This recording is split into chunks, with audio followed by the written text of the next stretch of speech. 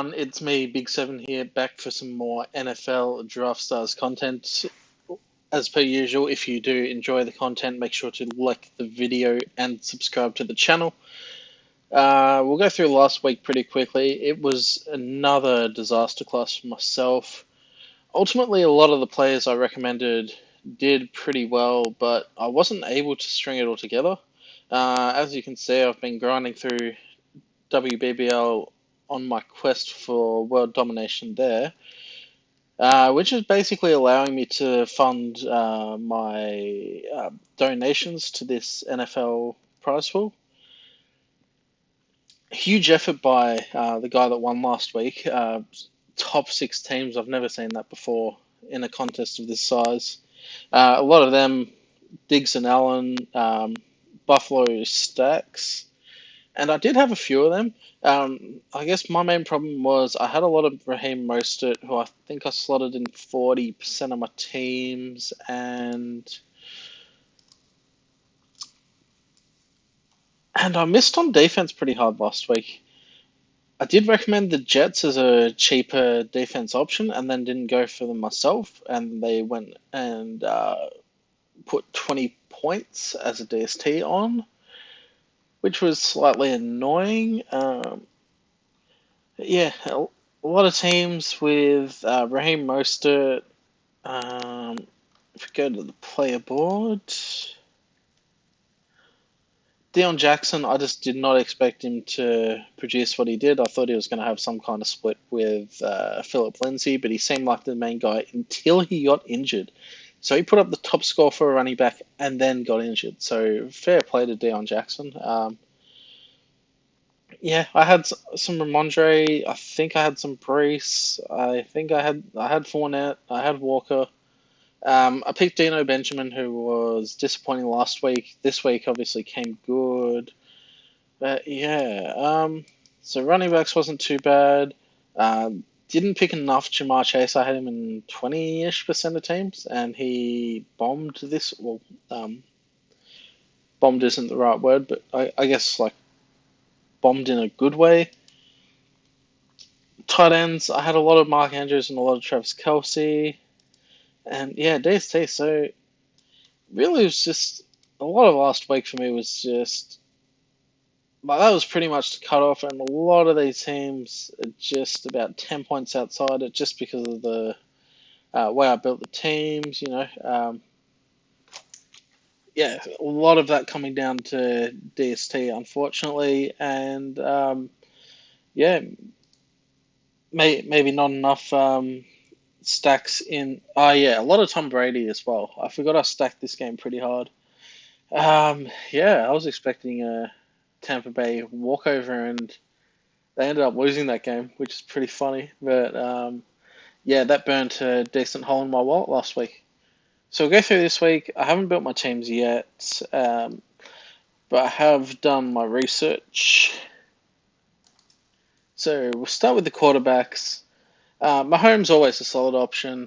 I'm preferring to take Joe Burrow in a good matchup against Atlanta, though, and Lamar Jackson. Lamar, in particular, he's just capable of these massive weeks. I'm hoping he goes a bit under the radar because he's had a few poor ones, but Lamar in a contract year, I'm not going to doubt the man. Herbert, I'm just not sure about this year. A lot of hype around the Chargers in general, and they just haven't delivered. It could be a game where Herbert breaks out, but I'm going to be taking Geno Smith at the discount. Not going near Dak coming back from injury. Brady burnt me last week, but I think he's an okay price. Derek Carr's got a good matchup against Houston. I'll have a bit of him. And then other options, Trevor Lawrence and Daniel Jones. I think that could be a sneaky shootout. Don't mind either of those. Cheaper options, you can go for Matt Ryan and Ryan Tannehill. Both under 11K, and they would be enablers to let you build the rest of the team nice and big. And also Davis Mills in there. The main guys I'm going to be going after this week, I think I'll be going after Lamar and Burrow as my more expensive options, and then probably Geno and Trevor Lawrence probably as my cheaper-ish options. I might even do some Matt Ryan teams. Matt Ryan over Tannehill just because I prefer the stacking options there. Into the running backs, I've kind of divided this into three tiers. So I've got my top tier, which is just Saquon. He is cheaper than Austin Eckler. I think he's got a. I think he will score more than Austin Eckler, to be honest. I mean, Eckler has been in great form, but he's one of these guys I'm just going to keep fading, especially at that price point. Um, if we look at Saquon, been pretty solid all year, but he's also had that spike game of 36 up against Jacksonville. Again, I think this can be a sneaky shootout, so I'm happily taking some Saquon here. The next tier of guys I'm looking, I'll just mention Christian McCaffrey pretty quickly, actually. So he's at 15,100, easy avoid this week, straight into a new system at San Francisco, changing teams. Don't pick him. If he does play, he'll play a limited amount of snaps, even if they might be goal line. It's not going to be enough to justify that price point. I think all San Francisco running backs are off this week. Onto the kind of premium guys, but a little bit cheaper than the top tier. Josh Jacobs have been in great form and a plum matchup against Houston this week. Getting receptions as well, 140-ish yards the last couple of games he's played. I'm putting him in a bunch of teams. Nick Chubb, always a solid option, except for last week. He only put up 8 points. A little bit less certain about this, but at that price is still a little bit of value, I think. Derrick Henry, good to see the big man get back into form. 3 consecutive weeks of 20 plus. Game against Indianapolis, nothing to be scared about. He's also being used in the receiving game, so that's a big plus for me. And then Leonard Fournette coming up against Carolina.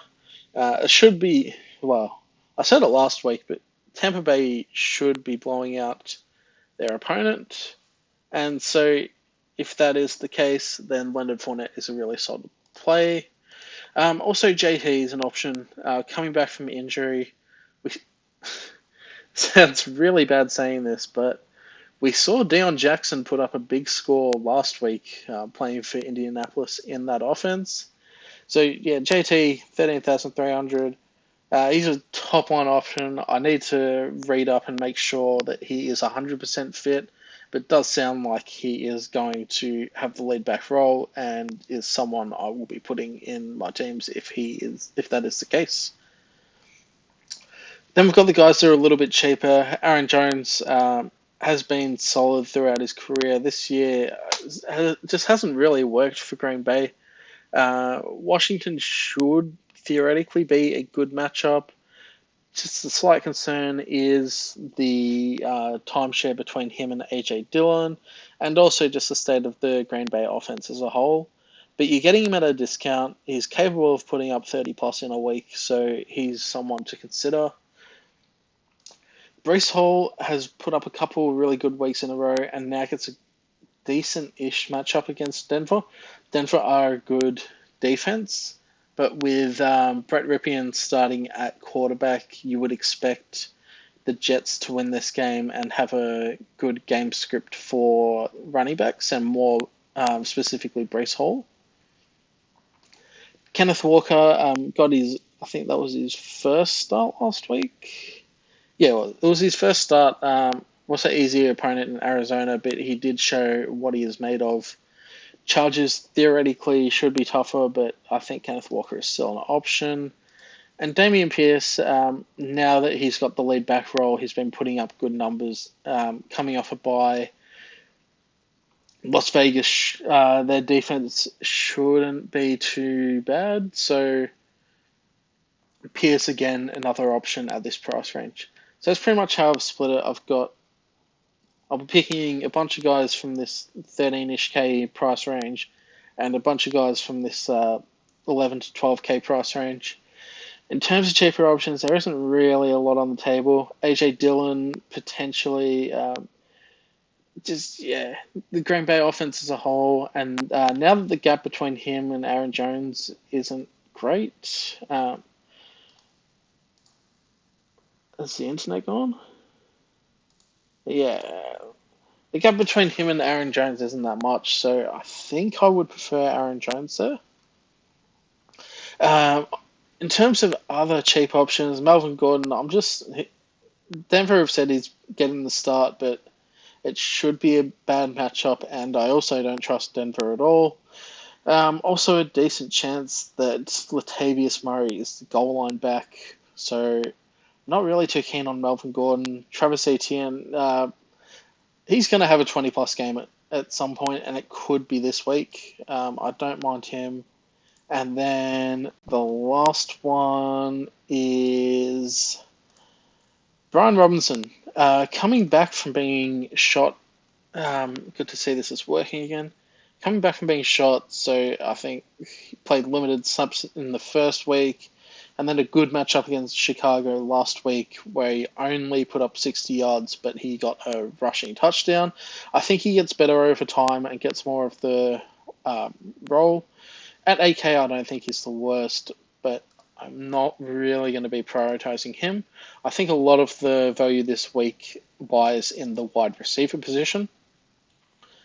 I'll go through the top guys first, though. Devontae Adams, just a stud in a good matchup. I wouldn't really be thinking twice about picking him. Yes, he is more expensive than the other guys, but he is more expensive for a reason. Should be one of the top three wide receivers on the slate. Very possible he is the top one as well. Jamar Chase, it's great to see him get back into form last week. A few lean games in the middle, and then a game against Atlanta this week should be a soft game. Happy to slam him in my teams. Don't mind any of. So CD Lamb, I think is just an overpriced. I'm avoiding him. Not too keen on this 13K range, but it is these guys are definitely capable of putting up big numbers. I prefer Michael Pittman and Amon-Ra St. Brown at a bit of a discount though. Michael Pittman put up a big score last week. That Indianapolis team might finally be gelling. And Amon-Ra St. Brown, last year he put up really big scores. This year it hasn't really worked for him. I think he got injured against Minneapolis and played a limited game against New England. So really, Washington and Philly are the only two games that have a full sample size to them, and he's put up big scores in both. So 12K, yes, that Dallas defense is good, but Amon-Ra St. Brown is a sun god. So I'm more than happy to slam him into a bunch of teams. Godwin is a consideration in a soft matchup against Carolina. Like I said, a lot of the value exists a lot further down. I'm liking Christian Kirk against the Giants. Started the season well, a few lean weeks, but last week Doug Peterson said they needed to get the ball in his hands more, and that volume that we saw at the start of the year, I'm hoping returns back to him. Then you've got Tyler Lockett and DK Metcalf. This game against the Chargers is a very intriguing one. Unfortunately, I bought into a bit of the Chargers hype in preseason. I don't think they're as good as people think they are now. Maybe it's an overcorrection for myself, but I think this will be a really interesting game. I could see Seattle winning this game. But I could see this being a shootout, and I could see this being a tight game as well. So if it is a shootout, I'm happy to take either Lockett or Metcalf, or potentially even both, and stacking Geno and going the full all-in approach there. Rashad Bateman, need to see if he plays or not. He is a true questionable, so we won't find out until 90 minutes before the game if he plays or not. But under 10K. A easy stacking option with Lamar if you want to go down that route. Brandon Cooks, he's normally solid. He has had a couple of down weeks this year, but over his career, he's just been a top 20, 25 option every season. I think he bounces back, capable of putting up 20-point score. And Vegas isn't the toughest defense either. McLaren probably avoiding with Heineke under center, but he is still a decent-ish option. Alec Pierce getting more and more um, production as the season goes on. Pittman played last week. He still put up 49 yards and a touchdown. Don't mind him, especially if you're going to go the Matt Ryan route. Um, Zay Jones, again, targeting that Giants game. Been putting up decent scores this year. Only one touchdown despite being targeted in the end zone, I would say almost 10 times or something like that. Maybe that's wrong. But yeah, he's definitely been targeted in the end zone a bunch, capable of more receiving touchdowns and putting up big scores. Who else is there? Wandale Robinson. I really like him as an option. Under 7K, I think he will be the number one wide receiver in New York now that he's fit and ready to go again. Only 3 receptions, only 37 yards, the one receiving touchdown last week, but he only played a limited amount of snaps. He only played, I think it was 25% of snaps or something like that. So clear scope for his work role to increase. Josh Reynolds has been doing well as a wide receiver one in Detroit. With Amon-Ra St. Brown back, I think it diminishes his production a bit, but he should still put up a decent-ish score. 6K, I don't think there was anyone.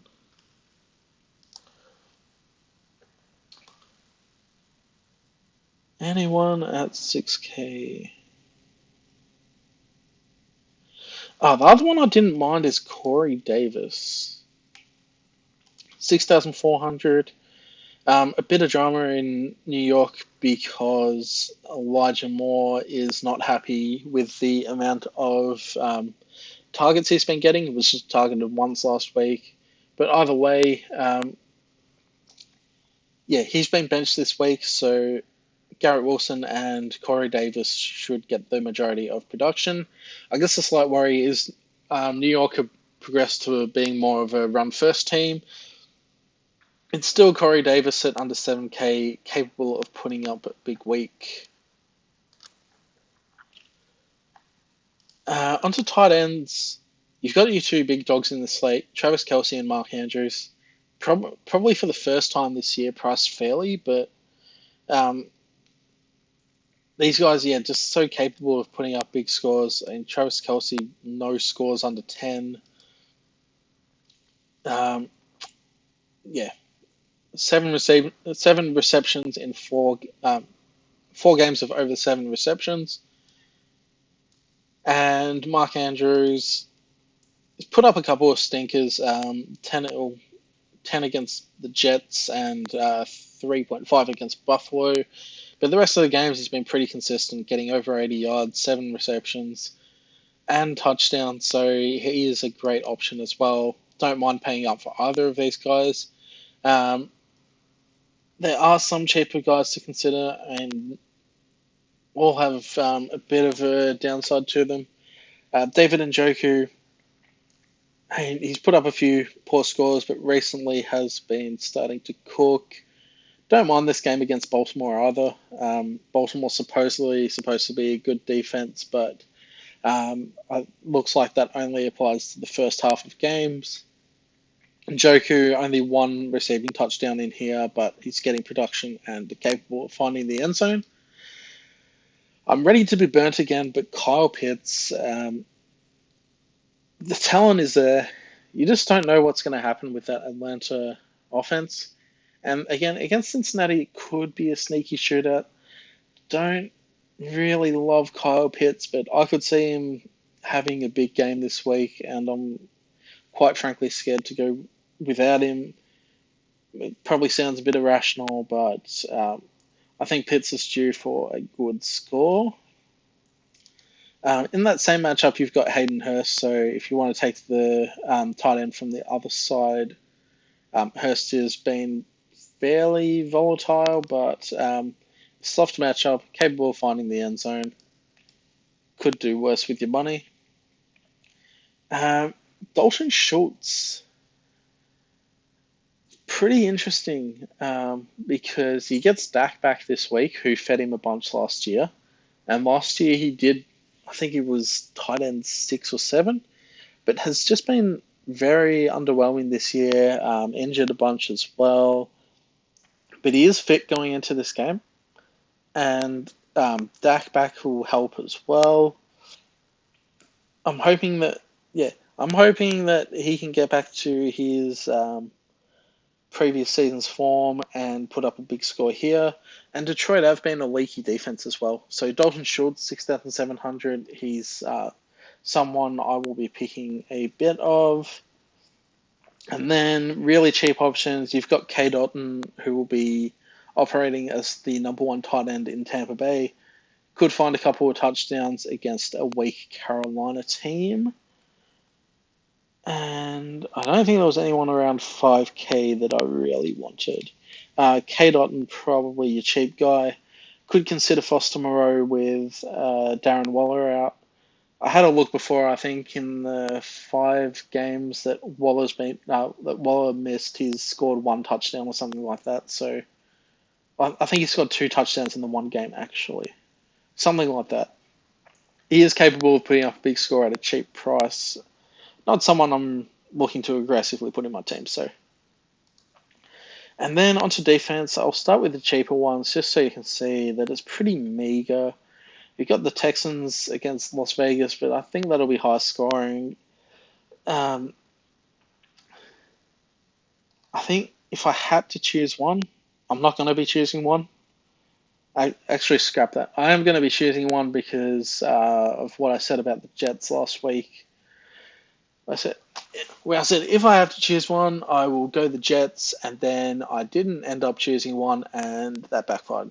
So now that I've said this, if I had to choose one, I'm going to choose the Seahawks.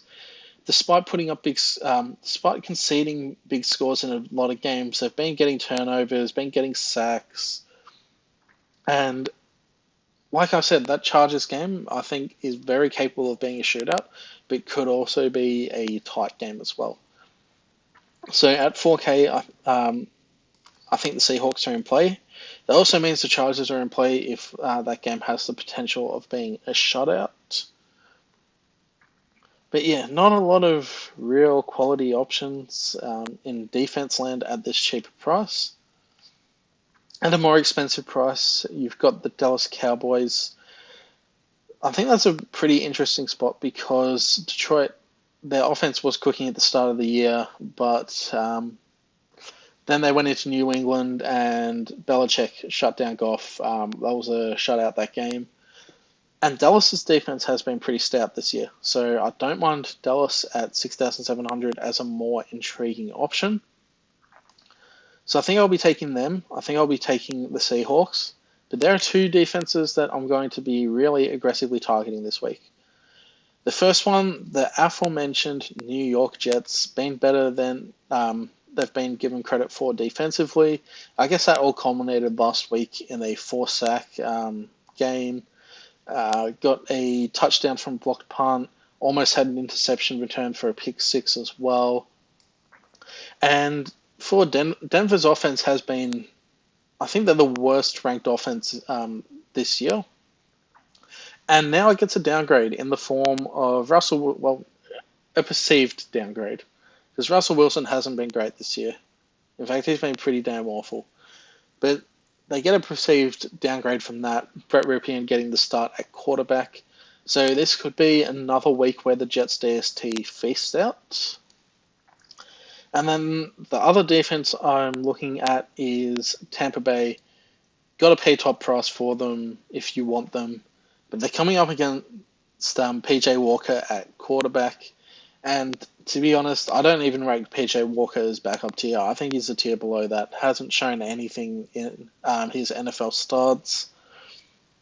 Last week, I think the Panthers' offense scored 3 points. I think they also scored 7 points from a pick six. Yeah, that offense now, and they've lost Robbie Anderson. Robbie Anderson's just been traded to Arizona. Not a big loss there, but the big loss is Christian McCaffrey. Then offense now is just DJ Moore, and I don't trust PJ Walker to even get the ball to him.